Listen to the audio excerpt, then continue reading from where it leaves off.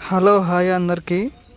మొహరం పండుగ వచ్చిందంటే చాలు మా ఊర్లో సందడి సందడిగా ఉంటుంది. ఇదే మా విలేజ్.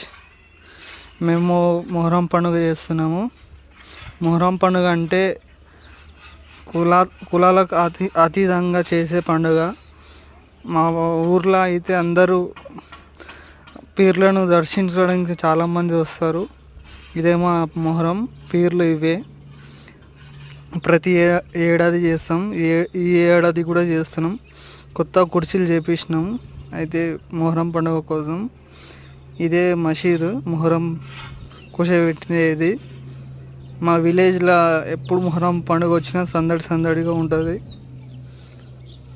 మీరు చూడవచ్చు, పిల్లలు కూడా ఆడుకుంటున్నారు మసీద్ దగ్గర వచ్చి.